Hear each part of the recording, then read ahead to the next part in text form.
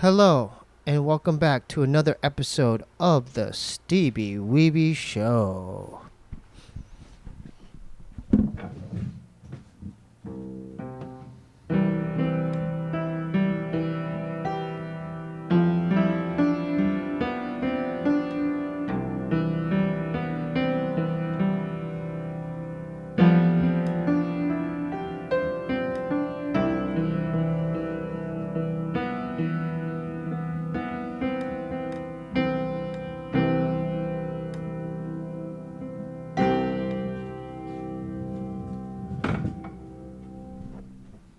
We have a very special guest tonight. Please welcome former UFC heavyweight champion, Pride fighter, Bellator fighter. He's basically a legend in mixed martial arts. Please welcome for the first time, Josh Barnett.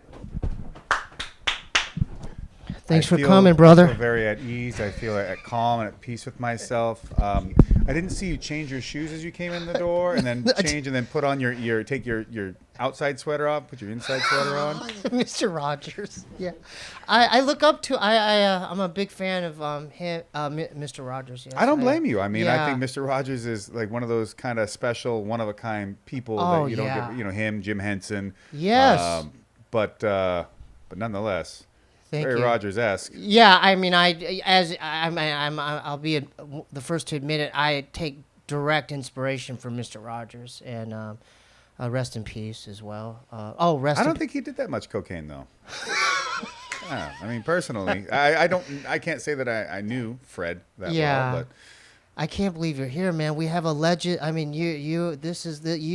Well, I mean, you've been in battles with yeah. Dude, you beat Randy Couture. I did beat Randy Couture. People seem to forget that you were. I mean, That's because we're really fucking old. So if that isn't blasted into your Instagram feed with a chick sticking her ass out and an inspirational quote, you're not gonna remember that. Well, we do. Me and Craig do. And you know what? Yeah. You guys are a direct representation of the bulk of my fan base. So I don't know where you really want to go with that. But, yeah. But trust me, you're appreciated. Thank you. I'm just glad you're here, and we do appreciate you. You had a story about my brother. I want to hear about the story. Yeah. My brother so, Bobby. Yeah, I scared the one time. I think I've only met him once. I met your brother Bobby. I scared the shit out of him. Mm-hmm. So I'm friends with Sam Tripoli and Todd Rex and a bunch of other folks. Shout out to Sam. Yeah, those are my boys. Yeah. I love. By the way, I absolutely love comedians. You know, not just like Joe and Sam, but just, I think comedians are fantastic. Adam Hunter, all you guys out Theo there. Vaughn. I've never met Theo, but he's funny as shit. Oh, I'm yeah. just specifically talking about people that are my friends. Okay, So, gotcha. and I love being in the green room with comedians. Oh yeah. You know, I like to tell people like, well, often they go, well, I've had folks try to push on me like, oh, you should give stand up a try or something. I'm like, that seems fucking terrifying, to be perfectly honest. And big ups to anybody that gets up there, even if they bomb. I just think that is a different kind of thing. And hey, I'll fight anybody you can figure out. Yeah. You know, for at least $2.50 and a 6-pack. But if you wanted me to get up on stage and humiliate myself being not funny, then I just can't see myself doing it. But in any case, I like being in those environments with comedians because then I can feel like I can tell the kind of jokes and express the kind of humor that I enjoy. Oh yeah. So you know, people are like, oh, that's great. I go, no. If you make comedians laugh, you shouldn't say any of that in public. so it's probably best to keep that stuff on the down low. But anyway, so I'm hanging in the back, and you know how the Comedy Store is. People just kind of come and go in a green room. It's a busy place, and so your brother rolls in. This is the main room, right behind the main. Well, yes, yeah, okay, exactly. Yeah, that's the main room. Yeah. I think this is one of Sam Tripoli's naughty shows or something like that. Okay. And so Bobby rolls in and he's making the rounds, and of course everybody knows everybody there. And he comes by, he's like, "Oh, hey," and he comes up and he goes, "Hi, Bobby," and I'm like, "You motherfucker." I can't believe you have the fucking guts to come up to me right now. And he just looks at me. He's like, because he's waiting for the punchline. And I'm like, are you going to act like you don't know what the fuck you did? And he just like, he starts looking at everybody else. And everyone's just like, oh, Yeah. I'm just like, you fucking. just fucking with you. And he's just like, and you just saw like all the color had left his face. Yeah. And then it was just like, wah. I'm like, and I don't know why I decided to do that at that moment because he's a really nice guy. Yeah. And he's hilarious. I would have loved to seen that. But I did. Yeah. And double leg. Yeah. Well. Yeah. You know what I like about you, double man? legging your double brother. leg, and then maybe to a Americana just take him down. arm lock. Yeah. He looks really flexible though. Like You know, we both used to wrestle.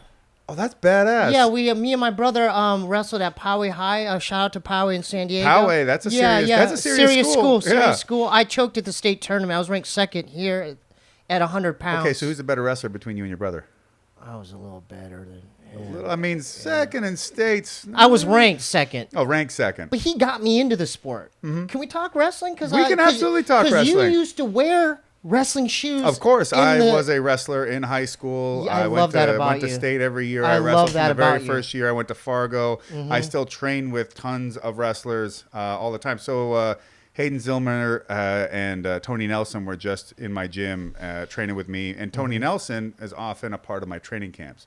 Toni Nelson is a giant behemoth of a man. I remember some dude at the gym once goes, "Who the fuck is JJ Watts and why is he in here beating the hell out of everybody?" I'm like, yeah, that guy. He's like 6 foot, I don't know, 4, anywhere from 260 to 290 with abs and just like a giant mountain of a man. Two-time NCAA champion, Division I champion. For what college? Minnesota. Oh, so Fargo, is that a tournament? Fargo, the Junior Nationals. Oh, Junior Nationals, Fargo, But Toni Nelson, he was the University of Minnesota, heavyweight badass, and now he's on the Olympic ladder. I think he's third in the nation. Yeah, I still follow it pretty closely. Ethan Lezak comes to mind, a wrestler from Minnesota. Okay. But I want to. Where are you from, and how did you get into Seattle? Seattle originally. Okay, then how did you get into the sport of wrestling? I wasn't having much luck with groping women, so I figured I would just try it with guys, and they seemed more than capable. I mean, they were already in Lycra, and they were willing to get out there on the mat. So I thought, well, this is kind of like kissing your pillow, It's working up to it. Although I don't know all the many girls that necessarily appreciate a half Nelson being thrown on them in the act of coitus, or maybe a leg ride. Well, it's I'm not quite that long to be able to stretch back there. I don't have like the snuffleupagus effect. You had a mean double leg. Though. I have at least as much hair on my dick though. Yeah. And so did you wrestle? So it was in high school? Yeah, I wrestled in high school, but because I got into fighting really early, 1997 of January was my first MMA fight at 19 years old on a winter vacation from the University of Montana. And so I really had always intended to get into the UFC or anything of that nature whenever it was possible, from watching UFC 2 as a sophomore. And I just was like, I don't know what the fuck. I know what this is, but I don't know how you get into it. I don't know what path you take. Like there's no real strategy. Yeah. So to get to this. So I don't know what that's going to take, but I'm going to get there. I'll do it. I'll figure it out. And I piecemealed my way through it. And even as I kept going through that, I was constantly around other high-level wrestlers, guys like Reese Andy and Matt Yushchenko, and just people throughout the years. And I always made sure to spend a lot of time continuing to become a better wrestler. Yeah. And it showed throughout your career. I mean, you took down everybody. Most of them, Nogueira, even Crow Cop. I want to get to that fight because I was watching that the other day, and I was like, because you just want to see me lose? No. You were winning. But you were in half guard. You were on top of him. Yeah, I took him down, and my shoulder had popped out in the takedown. Okay, see, I wanted to ask you. I didn't know what happened. I'm like, what happened there? Just a freak jerking off accident. Because you come to fruition at the wrong time. Yeah, because you had him, man. But I came. I'm a finisher. Let me. Yeah. Oh, I know. Let you know. I mean, you beat Nogueira. Yeah. I mean, but let's go back. I mean, we're kind of skipping ahead. So how did you come across the first UFCs? A VHS tape? Is that when Tank Abbott was around? This was actually before Tank Abbott. Okay, this was UFC 2. So Tank Abbott hadn't fought yet, but this was the 16-man tournament they did. And I think Shamrock was... Frank Shamrock? No, I think Ken might have been Ken in it. Shamrock, but sorry. I'm blanking. In the was it end, Gracie who was? Actually, Hoist Hoist was the Gracie. one. He did win the UFC 2. He wore the gi and everything. Yes, that's right. I and remember that. forget who he beat in the finals. But I was just enamored. This is before Don Fry? Long before Don Fry. Okay. This is 1996. Oh, okay. Sorry, Craig, do you remember? Oh yeah, those are the Royce Gracie years. Yeah. No, but who's the one that? He beat Chemo, but I don't remember that. That was UFC 3. That was 3. So That was 3. In 2, God, maybe That was a long time ago. that might have been. No, that wasn't the one that Hoist pulled out of, and then Steve Jenham won it. That was 3. UFC 2, Hoist won it, but he beat Pat Smith, I think, in the finals. Oh, okay, there you go. And this is before Randleman. This is This is before all of that. Okay. Way before all of that. Okay, so man, you got into it real early. Like you saw that tape, you're like, "That's what I'm gonna do." I was an idiot from the beginning. Yeah. I was You went so. I mean, you went yeah, a but I mean, long for the way. most part, it's like me and this dude were watching. We were at the Ultimate Fighter, and because I had one of my athletes on the show, Shayna Baszler, who's now the 2-time NXT Women's Champion and working towards perhaps having the longest NXT Women's Championship reign. That's awesome. And we're sitting there, and we're just conversing, and we're cracking jokes left and right. I think NOS energy drink was sponsoring stuff, so we're making all kinds of ridiculous jokes about NOS. And this buddy of mine just turns to me and he goes, "Man, MMA, where 2 guys get in the ring to beat each other into debt, into bankruptcy." And I'm like, "Yeah, pretty much." Man, But here's the thing, yeah. when they try to collect, you're just like, you're too CTE to punch drunk to fucking sign away anything. So yeah. So how does that work from you doing it and then becoming champion and being heavyweight champion in the UFC? well, it's a tough life being a D-list celebrity, but every now and again, some of your accomplishments might land you in a small little bungalow room in West Hollywood. It could happen. You know what? Don't set your sights real high, and you'll be all right. And then, so how did that happen for you to get the shot at the title? Honestly, I wasn't supposed to get the shot at the title when I did, or at least that wasn't their plan, in their plans. And I'd been fighting MMA since '97. I'd fought a whole bunch of just like unsanctioned fights and stuff like that, wherever I could find them and wherever I could make them. Usually just grab some dude's ass and it's on. But in any case, and fighting too. But they at the UFC had just purchased the company from their original guys, the SEG, Semaphore Entertainment Group. So now it was just under Zuffa. I'd fought once for them. And I had a good record in the UFC. I'd only lost once. And I'd beaten Sem Schilt. I beat Bobby Hoffman. And I wasn't expecting to... And Randy had beaten Pedro Rizzo twice. And he beat Randleman on UFC 28, the first card I fought for the UFC. This is before Vitor, right? No. Vitor had already been there and he, I don't know, I think he was in Pride actually at the time when I was in UFC to begin with, and then came back.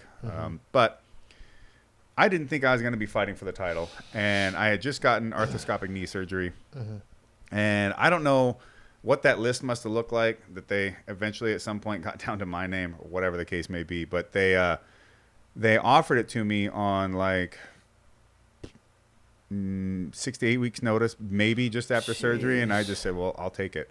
And I did whatever I could to be ready, jumped in there and fought him. But the thing was, I had already trained with Randy quite a bit in preparation for his bouts with Pedro Rizzo. I think maybe one other fight. And it wasn't really personal in any way, shape, or form, but I knew that I was capable of beating Randy with the skills that I had, and that I felt like the matchup wasn't a good one for him. So I leapt at it, and sure enough, he wasn't anybody to roll over for nothing. But right, it definitely went my way. Exactly. I mean, you took him down as well. I mean, he took me down twice. Yeah, but then you hung it. But yeah, eventually you got on top. And I did do that. You got him good. Do you think that was a bad matchup because you knew you're a good wrestler? Because he wrestled. That was his main thing, was wrestling. I was a bigger grappler, and I was a far better submission guy than him. And I knew that I could, with my wrestling, my submission skills, I could really keep him on the defensive. Yep. Yeah. Mm-hmm. So how long were you champ there, and then when did you make your way to like Pride and to Japan and everything? Well, the thing is, I get the belt, and the nature of my contract was that after we got the title, it was a renegotiation period. So immediately, my coach and manager Matt was just going, all right, let's go to Pride. Let's go to Pride. And for me, it was like, well, that's the biggest show on earth at the time. I mean, they're doing 40,000 people all the time. Saitama. This is where a fighter could really make it. You could, as you might see fighters doing endorsements now, it was unheard of back then. We were barely, I mean, we were the kind of thing that you could only find in the worst of strip clubs. So it was in a really tough spot, and being in Japan meant you could like have a Fila contract or Reebok or different stuff like that. Like brands were willing to get into bed with you there. And you only had to suck a minimum amount of dick. So I thought, fuck man, okay, this is the way you take it to the next level. The best fights are there, the biggest fighters are there. I want to go to Pride. And so we went through the negotiation stuff, and in the end it's like I left the UFC right after winning the belt. Ended up over there, started wrestling with New Japan Pro Wrestling, and made my way into Pride. That's awesome. Yeah, was this during the time during Igor Vochanchin and Kasuji Sakuraba? All of that. I was the guy who was one of the guys who was training Bob Sapp in the beginning too. Man, so this was early 2002. 2000. Okay, yeah. Yeah. In my closet somewhere, I have a collection of old Pride DVDs. Mm-hmm. Yeah, Do you still have a DVD player?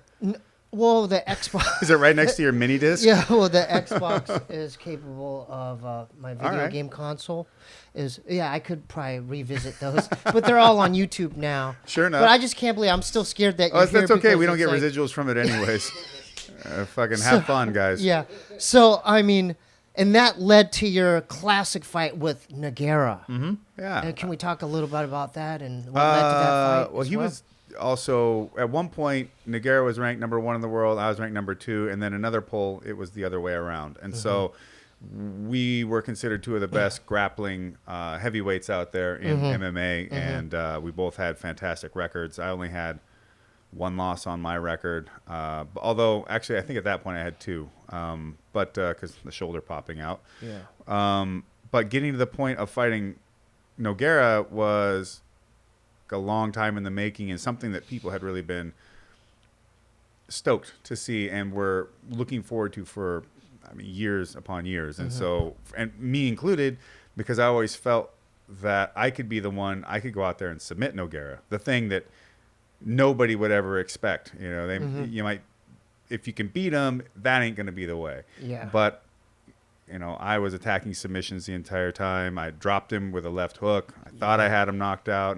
He's just tougher than a $2 steak, they say. And I came after him. I had him in a knee bar at the end of the fight, and he's screaming as I'm hyperextending his knee, and the time expired. Yeah, the bell went out. Yeah. But you ended up winning the decision anyway. I did, yeah. But boy, was it exhausting. Yeah. Dude, that's amazing. So, I mean, that's kind of risky to do because this guy's a black belt and he's known to... Yeah, he's known to twist people up and tickle their buttholes, the whole deal, man. So your wrestling competed with his jiu-jitsu. Well, in my catch wrestling background and high school amateur wrestling all combined together, I had no problem going toe-to-toe with him on the ground and going for submission with him. What are some of your most memorable fights, like both in both organizations, even Bellator as well? I'm looking forward to the possibility of fighting Fedor and Bellator if possible, or fighting Ryan Bader and winning another world heavyweight title. I would love to do that. That would be add amazing. that to the legacy. And maybe even enjoy that time long enough before all the brain damage sets in and I forget what the fuck that is over on the shelf over there. Right. Why is it in my room? Where's my scotch? Yeah. Empty Cuddy Sark bottles everywhere. But I would say that some of my most memorable fights actually weren't even in Pride or the UFC. Like my fight against Yuki Kondo for the King of Pancrase title. That was a pretty big deal to me because I went in there representing New Japan Pro Wrestling in an MMA ring. And also my original coach, Matt Hume, was in the first King of Pancrase tournament. And he lost to Minoru Suzuki in the first round. But it was the 10th anniversary of that. And come back around, now it's me, his student in the ring, and I go and I win the title. That's so right. That was a pretty monumental moment for me. And then I remember overcoming Semi Schilt in a second fight in Inoki Bombay and Kobe. And one of the most difficult things about it, besides Semi Schilt being like 7 foot tall and 290 pounds and trying to stomp on my head, was I got food poisoning 2 weeks out. And I was just feeling like death. And I lost like 12 pounds. What'd you eat? Probably some girl's butthole.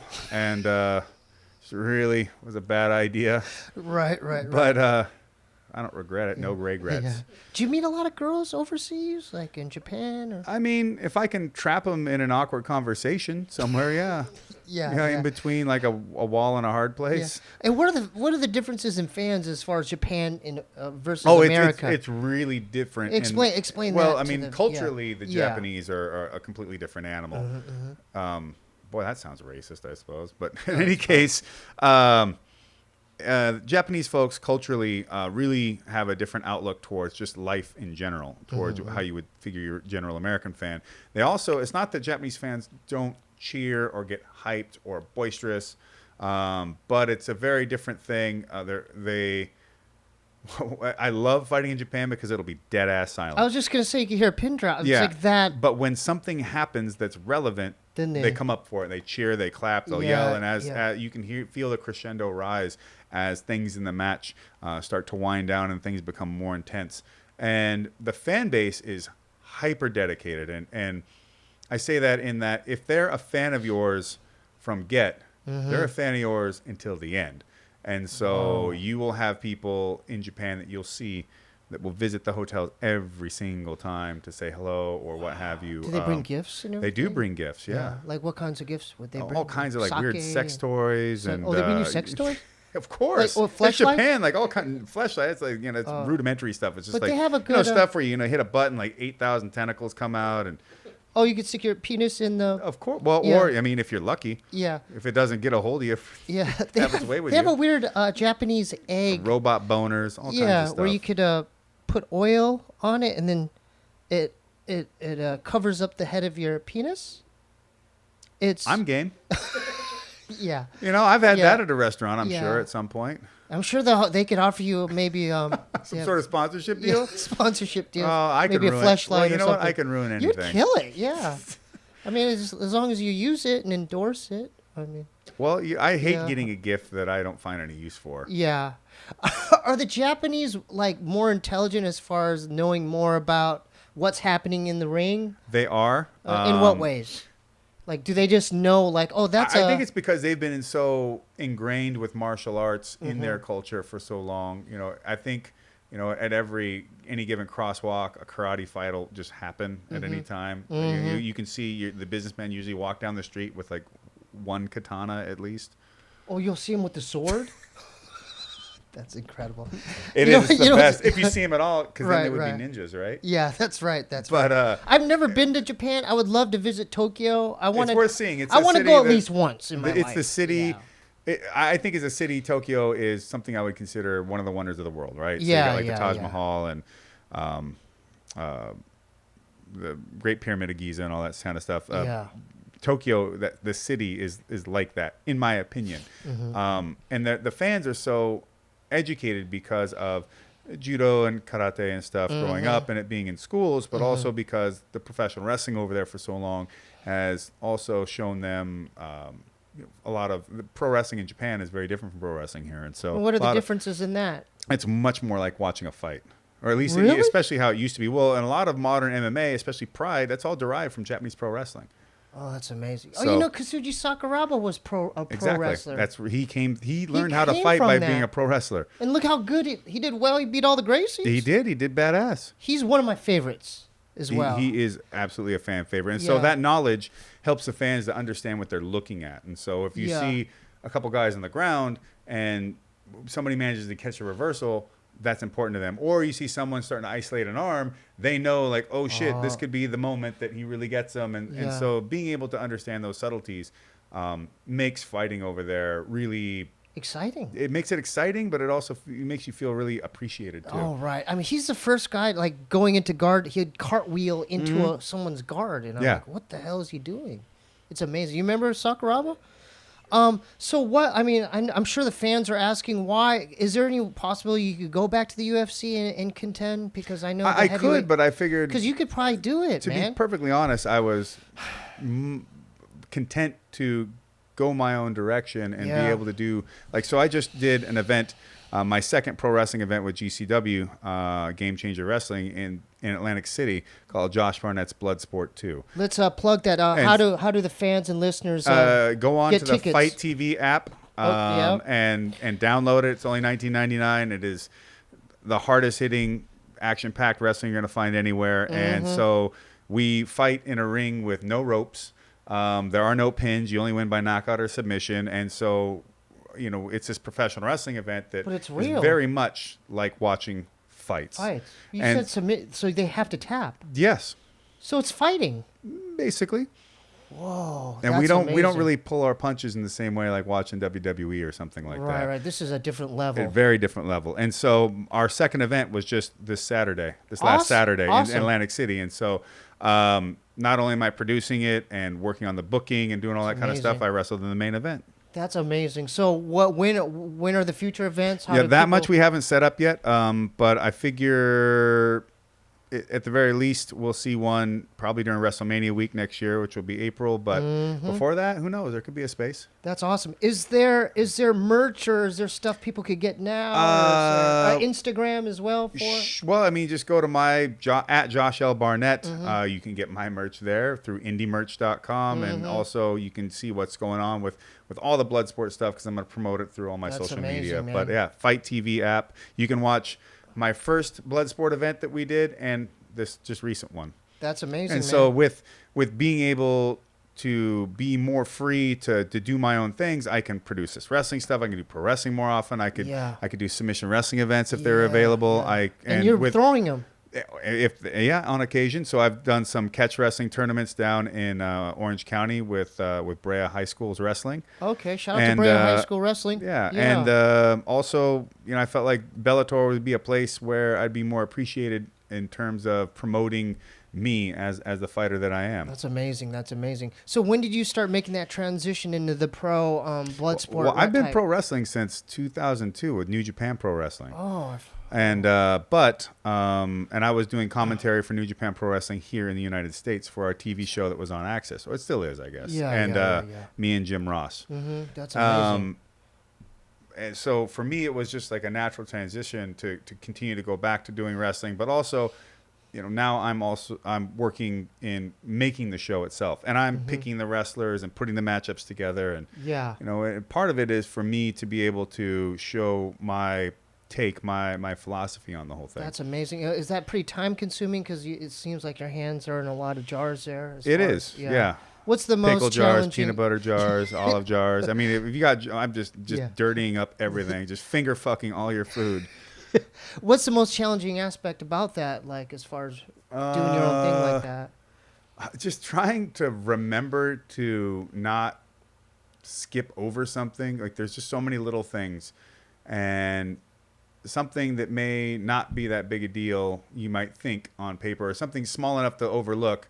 You get to event day and you're like, fuck, I forgot to do this. Oh, that makes a difference. You know, it really does. Right. You know, making sure that you get a hold of all the wrestlers and they make their fucking flights, all that kind of stuff. Yeah. So it's just like herding cats for the most part. How do you find wrestlers, or do you have like a booking agency? Like, do you have to do that all on your own? It's not like porn. A booking agency. Do you have a guy with?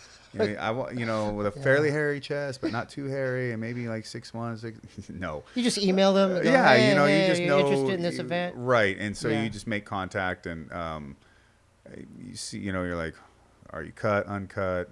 Are there weight classes? No, not exactly. So there's just one weight class, right? Yeah, so it's open weight. You could have a 125-pounder easily in there with a guy like you? That's right, you and me. Well, how would that? I mean, you would just do that, and I would fall down. Like, how would that? How would you?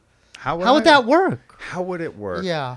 I don't know. Have you ever seen midget porn? Yeah, I have. Yeah, it'd probably be like that. Yeah.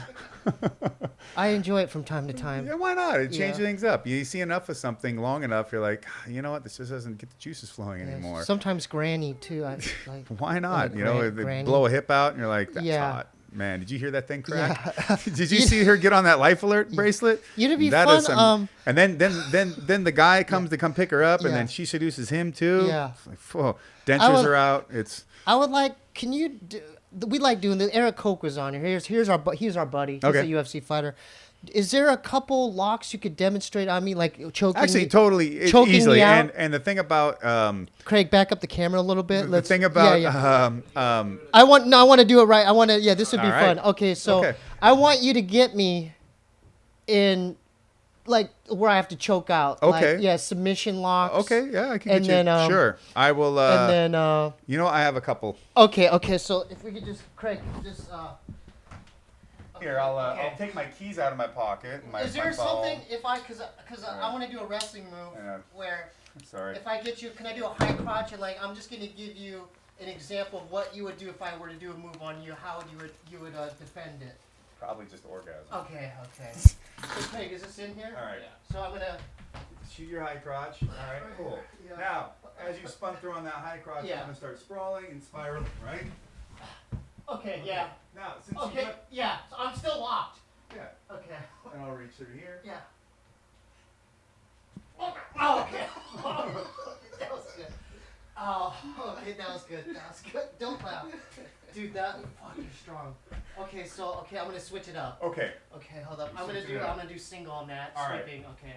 Sweep single. Boom. He gets in there. Ah, Yeah. he's picking my leg. Yeah, I got your ankle. Right, Yeah. down here. Craig, So- you got it? I will peel back. Yeah. And then I'll Oh, jeez. Okay. right. So I'll get through here. Ah, I'll roll you oh, over. okay. Oh, So I have his arm this way, and he escapes. So, yeah. right. Yeah, you got right here. There we go. That's the one. Yeah. And we got Oh, God. Okay. Hold on, I'm not done yet. I'm not done yet. Josh, stand back up. him. Okay. Stand up. Are you getting this? Yeah. All right, we don't even need the audio for this. Okay. All right. Okay. So we've met in I'm Dark gonna- Alley. I owe him money. I'm gonna do. Oh, hold on. I'm gonna do double. Okay. I'm gonna do double. Socks are off. Socks are- No. Double. Right. Just double. Boom. Double leg. Yeah, double Okay. here. Get in here. Yeah. So reach back. Yeah. Peel this arm. Oh, shit. Oh. Okay. It's Okay. A couple ones where I feel like we're now into fetish wrestling. Yeah, material. no, All it's right. okay. A couple. Okay, what if I get you? Wait. What if to get on your knees like this? If I have a leg right, like this. Yes. Okay, Okay, you're so going- I'm trying to. Right. Yeah. So. Okay. Oh. Okay, so that's the number one step. Right. So Yeah. peeling it. I'll get to your Oh. ankle. Oh. I think you lost me. Okay. Oh, you have no idea the strength of this man. Okay, let's go back to the interview. Okay, good job, Josh. You know what? Good job. Your technique's clean. What was that? Your technique's clean. Dude, you have no idea how strong he is, Craig. You have no idea. So, you have okay, no let's- idea how hard he got. He's like, if I throw a leg right, and I was like, All right, at explain. least I'm making a good impression. Let's go back, well, like, because we didn't get to explain what happened. So the first move I did a high crotch. High crotch, right. So how did you combat that? We're going to talk about what you did. well, first sprawl to stop your momentum, and then rotate so that I would try to extend the arm that went through the leg Yeah. away from your head and stretch it out so that you couldn't keep my leg tight to your body to manipulate my hips and my waist. So when I spun that out, then I created enough space to cross face, Yeah. and then put in what's called a face lock. So I Yeah, turned to I put felt- the bone to the face. Dude, I felt like my jawbone was going to break. Yeah. So And the second that- one, then you shot a low. I did a sweep single sweep to your single. right ankle. Right, and so then I isolated your arm that was catching my leg. Yeah. And I spun back a little bit, threw this other leg through, and then Yeah. now I had your arm straight between my legs. So now it was isolated on its own, and then stretched it out, and then I spun you over by using my right leg as a hook, and as you Yeah. went back to your back, I still had the arm bar. Then I imagined that, okay, maybe you started to escape, so you got past one leg, I lifted you up, sat you up in front of me, and then I could get my hands through for the sleeper. Okay, and then the third, I did just a double leg. normal double leg. So I just hit you with the hips, down blocked, stopped your momentum, and then went across opposite your head to your other arm and did Yeah. what's called a double wrist lock. And then the last thing, I tried to put just a normal leg ride, a Right, wrestling leg. I leg put a in. single leg ride, and you were The hook riding in. across, so I hit a sit out, got Sit you out. on your butt, and then started peeling your heels out, and then I fold your ankle inwards, and then I drop my elbow in on your shin bone. Yeah, dude, amazing.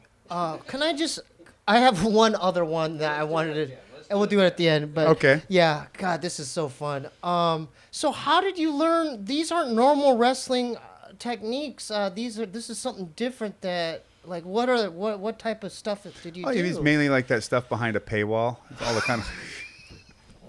No, seriously, is it jiu-jitsu? Well, I mean, so a lot of this Yeah. stuff is, so what I was doing is submissions, but was trained in catch wrestling. So catch wrestling, or catch as catch can, Explain what that is basically where not only does folk style, so your high school and collegiate wrestling, stem from, but also what professional wrestling came from. And so it used to be that high level wrestlers, when you would become a professional wrestler, you would go and wrestle for money, for pin or submission, all over the world. It's like it's a different Right. level So of it wrestling. was a legit sport for the most part, and submissions were included, and pinfalls as well. And so you really did see the top athletes of Go to wrestling in the do world that. in pro wrestling. And so So some of these what's the holds are scoring- from what's that. the scoring There system? was no scoring back There's then. no scoring It was just pins or submissions. So takedowns, not two. No, not two. And so part of the problem with that is that these matches would go on forever. And so then How they long? started, well, I Okay. mean, there was a couple of like 90 minutes and Get out of 2 town. hours. And these were still really big events where, everybody would show up. But, you got Yeah. to figure at the end of the 19th century, early 20th century, you don't really have a whole lot to do. And if you just don't have tuberculosis, you probably want to go out and do something. Yeah. So, well, watching these matches. So then eventually, at some point in professional wrestling, they started figuring out they could work the outcomes, and then you get, as it would evolve eventually, as what we know like WWF, WWE stuff. But with catch wrestling's background, with their basis in wrestling on the floor too, Yeah. that's where you got folk style wrestling. That's where you got collegiate and high school Right, wrestling. right. So it's just that the submissions have all been removed. Because the stuff you did on me, I've never felt that kind Mm-hmm. of pressure. I've never seen that. Well, You just don't go to the right bars. Right. So did you learn that? How did you learn those moves? I had a grown man torture the shit out of me for the most part. Okay. But also anything with wrestling is really only 1 or 2 steps removed from itself. It's because the human body only moves so many ways. Yeah. Once you understand the idea of a lever and a fulcrum and applying pressure, and once you have a concept of, if I need you to turn, well, one of the easiest ways to turn you is to turn your face, because wherever your head goes, your body follows. So if I want you to spin one, I'll turn your face. Or Yeah. if I want to lock something out, I'll take as much of the slack out of the musculature and the tendons as possible. What's left is just joint, right? And then I'll move things further than it's allowable at that point. So it's like a simple one is your head moves every direction. Go ahead. You can demonstrate right here. Go ahead. Go All right, ahead. sit right here. Yeah. Sit down. I'll explain. So your head can move 360, whatever, right? Yeah. But once your head turns, okay, Yeah. now it doesn't really move up and down anymore worth a shit. No. So I just take all the slack out, Yeah. and then I drive forward, and then I can break your neck. You were close to doing that before. Yeah. Well, I mean, you are very strong. You're a very strong man. I don't want the Steven Yeah, yeah. Seagal, Yeah. How many different? Okay, so there's a Darce choke, right? There's an anaconda. There's Well, a Darce is basically a 3/4 Nelson. So like from high school wrestling, you throw an Iowa ride or ball and chain on that guy and then reach through it. Well, now what if I just did it like this and I just went to the elbow instead? That's a Darce. Oh, that's all that is? That's all that is. And then what's Americana lock? Well, this is called a top wrist lock in catch wrestling. So you have the wrist up, top being towards their head.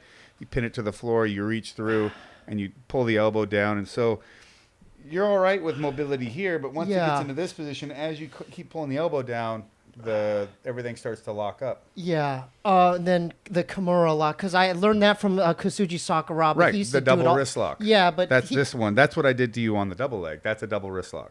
But I used to see Kazuchi Sakuraba give his back on his feet. Correct. Like that. Yeah. So that's another way to do it? Yeah, because your arm will be fed through into my hands. And so you give up your back, they stick their arm through, and you take the lock on. So then you it's twist back towards them. And so you're asking. So if you're behind me, right, you're working for this. Yeah. I'll work to try and peel your grip apart. Now I'll turn back to the double wrist. Yeah, go ahead. Yeah! Okay, yeah, that's a good one. Yeah, I feel it. Yeah, good. Yeah, okay, so you got both ways? Ah. Oh my God. So you could So it's a wrist lock with a propeller. I'm sweaty now. Yeah. it's a wrist lock with you have to kind of torque it. Yeah, you're twisting the it joint. underneath, yes. What's your favorite locks to do? You know what? I like leg locks a lot. Oh. Yeah.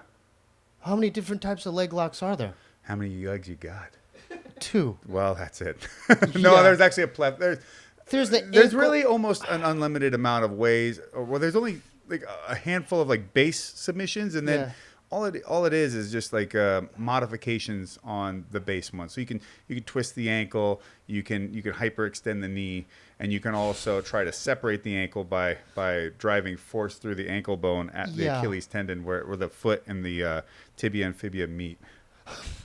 So what needs to be secure in order for you to lock that in? Your legs need to be isolated so that when I apply power, that power goes through a stationary target or moves a target to the point that it then meets a fulcrum and can no longer move. And then as I continue to apply power, it then breaks. Can you I've seen fighters they use this part and Your armpit, yeah. Yeah, so why do they do So you're trapping the top of the toes, and then you're cranking the heel across. Ouch. And what it does is it starts twisting the foot, but you isolate the leg so that the hip gets stuck, and then it starts peeling the foot out away, and then it tears out the knee. Because the knee really, you know, you can rotate at the hip, and you can rotate a little bit at the foot, but the knee is not for rotating. Yeah, that's right. Have you had any of your joints dislocated, your ankles or your shoulder? Yeah, no, I've fucked up pretty much everything at some point. Is that from the other fighters getting in the locks you put me in? That's mainly just from pissing women off. It's from women. I have to admit, I mean, our friends are good. You know, our friend's Eric Koch. He's a UFC fighter. You're stronger than him. You're a bit bigger than Eric Koch. Yeah, you're right? bigger. So maybe would you ever be open to train with our boy, the Phoenix there?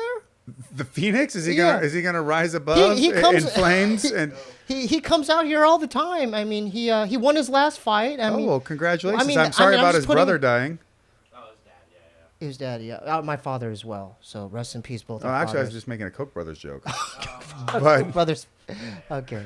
Sorry that you actually had a family member die. Yeah, that's not very funny. No. Or is it? I don't know. If he was dressed as a clown, does that make it funny? I don't know. But what I would like to happen is maybe we could kind of bring you guys together to train. I mean, how would that? Do you do training or schools? No, I just mainly just fuck around, wander the streets of LA. Josh, I mean, I just rouse people out of their tents. Yeah. I have a group of people I work with. I've got my own crew of fighters. I worked with them earlier today. I've got AJ Bryant is fighting for the LXF. Shout out to Lights AJ. Out. Yeah, so shout out to AJ Bryant. Yeah, well, how do people- at AJ_47 Yeah, on how do people Instagram. support that and watch it? Well, there is LXF Lights Out Extreme Fighting is going to be at the Commerce Casino this Saturday. You could probably just walk up and get tickets, but they run the best pro show here locally in Southern California by far. I think the show is also going to be aired on the Fox Sports regional that's network amazing. that is here, and JJ and Sean Merriman have a great product, and it's killer. It's been a big place to grow local talent on the pro level, and so AJ's fighting for the featherweight title. He was What weight class is that? I mean, what weight? 145. 145. And so he was the 145 champion for CXF, which was the previous promotion, and then they decided to take it to another level, call it Lights Out. And, yeah. Is there a gym that you frequent out here in Los Angeles as well to train? No, I unfortunately don't have a physical gym, but I train out of a couple spots in Orange County, and me and Chad George, who has a place called California Mixed Martial Arts in Gardena, our South Bay. teams work together. Yeah. That's great. Yeah. And so, do you teach personal courses as well? Let's say, because what you did there, people maybe want to learn that. That's definitely more like fetish wrestling. What we just did? Yeah. Well, I mean, it's getting there. Hey, you know what? Do not hesitate. Yeah. Someone is going to masturbate to this. I mean, I think they might watch it and maybe learn something from what you maybe showed. after they've cleaned up. Your technique. I'd have baby wipes Yeah. handy. But I am down to teach personal lessons, private lessons, and what have you. But I normally stick with just my own training, and then like I have my crew of fighters. I got about 8 or 9 that are actively competing on the amateur level and at the pro level, and so it takes amazing. a lot to oversee their development and to also to manage their careers and to make sure that they're getting the right fights and going out and hustling for them. So like that takes a lot, right? Just it's So hard enough training, but right. And so if you can take anything away from this interview, it's that I clearly spread myself way too thin, and I take on way too many projects. But I don't know. Well, that's fine, man. I mean, you seem like you're doing well, and I'm excited to see what these Well, future the crippling events depression hold. is usually kept at home, Well, behind we all closed doors. get depressed, Josh. But Of course we do, yeah. But I mean, you have so many accolades. You've achieved already so much. Yeah. I mean, there's a lot of people that won't even achieve like a quarter of even I a would fragment of say what that you've done really- in your life. I would say, I mean, one, not to even think of anything of the comparative nature of it, but that's also due to just what made you want to start a podcast. And it doesn't matter what it was, but you did it. And now here you are, and you're making something now. And that's the thing, is that you just have to take steps towards trying to create whatever that vision might be. And even if anyone's to move forward, find that this was not exactly how they had entailed something to be, and perhaps this isn't turning into what they really want to put their energies into. But that doesn't mean that there isn't a process from that could find maybe a different pathway that they hadn't envisioned, but now has been open to them. It's also knowing that something that you don't want to do, so that you then can take that energy and apply it to something else. Yeah. Although I'm not. No, that doesn't mean I'm trying to say that this guy shouldn't be doing his podcast. Yeah, basically. So you're been honest. It's been real nice. Thanks for having me on here, so I can tell you to fucking I think quit. you're onto something though. No, I can relate to that. But no. it's just about moving forward and no, taking because the I don't attempt. like. I gotta be honest. This is not like This is not like my number one like dream of like I want my own podcast. It's just something I do weekly. It's content, Yeah, but I mean, if you think hands- it from a small level, you get to have people on the show that you like, and then sometimes you have people like me. But either I loved way, it. I mean, and this then is great. I mean, you've had your brother on here, and so you're doing things for the reasons that you enjoy, and that's important. And everything we do in life doesn't necessarily have to be 5 million Instagram followers and whatever. It could just, but there's something meaningful and fulfilling and going out and trying to make something of your vision. And as someone who has toured as a musician, then you obviously understand that at times it really isn't about how much money you're getting for a gig or what Yeah, have no, you. it's But not. there is something in that process and in those moments where you get to be out there and you get to experience all this that has come to leading to this moment, the travel, the writing, the songs, the practice, all that stuff, and then Yeah.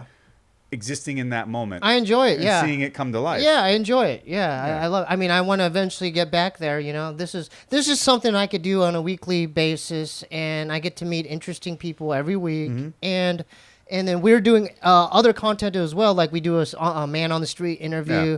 I do an unboxing video in my bathroom. I'm still doing recording music, and then I have a few ideas how that might look. well, I come. I hope you flush before you start. Yeah, no, I do flush. I do flush. Do you want to? Oh, we have 10. Maybe he could demonstrate some more moves. Let's talk about promoting stuff and everything. Yeah, let's promote. I want to promote what you got going on as far as your Instagram, your website, your future fights on the league that you the Bloodsport league. Yes. And all that, and then we can wrap it up by Sure. doing Well, that. Yeah. you can find me on Twitter and Instagram at Josh L. Barnett. Then I'm on Facebook at Josh Barnett Official. And I have the Josh Barnett's Bloodsport that you can order on Fight TV on their app. And you can order that on smart TVs, through your phone, through the app, cast it to the TV itself, watch it on your computer, what have you. I've got AJ Bryant fighting for the LXF bantamweight or featherweight title here in Commerce Casino this Saturday. Hopefully, I'll be fighting towards the end of the year in Bellator. I hope so. Also, I am in the process of creating my first batch of a special edition whiskey with Cespa Creek Distillery. Amazing. Through off of their Warbringer smoked bourbon that they have now. And we're going to create a War Master edition. That'll be something special. Yeah, when's that going to be available? I'm not sure. I'm going to go taste the barrels coming up here in a few weeks, and we'll see where it's at. We'll talk about what directions we want to go with it, but soon enough. Yeah, So I you're think gonna have your own whiskey. maybe before the end of the year. I hope, but it That's just huge. depends. Yeah, that's amazing. Yeah. Anything we missed, Craig? You think? I mean, No, Yeah. Do you have a name for the whiskey? yeah. What's the name? It is the Warbringer War Master edition. Warbringer War Master Edition whiskey. Yeah, from Cespa Creek Distillery. Josh Barnett. Yeah. Exclusive whiskey. Yeah, Josh Barnett, alcoholic, Yeah. son of a bitch, likes to That's punish his amazing. liver as much as your viewers. That's amazing. Thank you for demonstrating those locks on me. My You're- neck you're doesn't. welcome. I'm just letting you know my neck doesn't feel the same Oh, as well, it did. I'll have to just crank on the other side and No, see if it it's gets okay. better. You don't have to.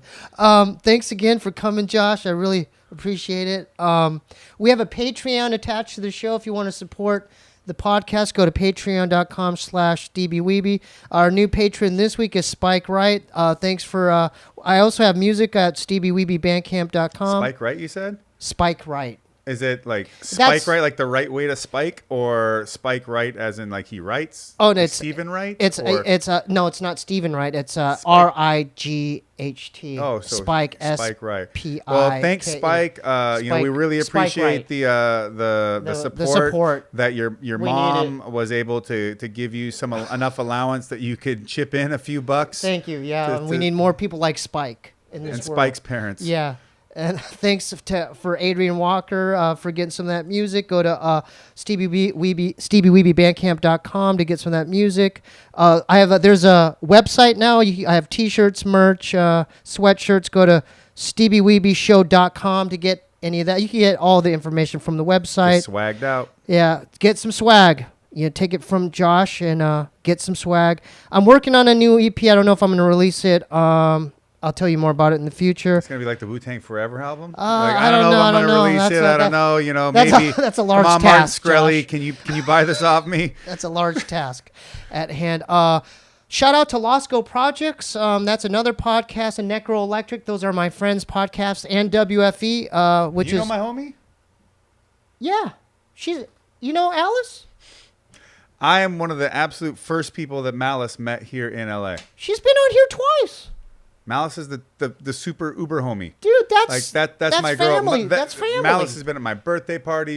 I threw a benefit concert for the tsunami relief effort for Japan, and Malice was helping with the we had an in-house raffle, so she was going around getting the tickets from people and taking money and all that kind of stuff. Yeah, Malice is. She's the best. Go to Cheetah's, give her a lot of money. Yeah. Yes. And on top of that, we're working on getting her YouTube thing going too as well, like because she wants to do a movie review channel. So me and Craig, that girl and me talk film all the time about all the cheesy garbage stuff on VHS. She's got quite the collection. Yeah, she's been through a lot. And she's from the Pacific Northwest originally, like myself. So Oregon, Seattle. Yep. Yeah. So speaking of Alice McMahon, we're working on a part 3 to get her back here. She's in the neighborhood as well. That's weird that you know her. That's crazy. Sport WFU as well. That's Eric Koch and the friends. I have a new unboxing video, Steebee's P.O. Box. If you want to send packages, send them to 1425 North Cherokee Avenue. So people can just send you anything to be unboxed? I mean, I'll talk to you later about some of the stuff we've gotten.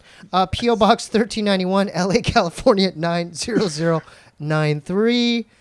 There's no Little Ray this week, is there? No, Steebee on the Street. Steebee on the Street vlogs are out. Check that out. What else? SteebeeWeebieShow.com. Go definitely follow him. Follow Bloodsport. Follow his Instagram. Follow his Facebook. Support the whiskey. Support anything this man does. Thank you for showing me all those great moves. And with that being said, till next time.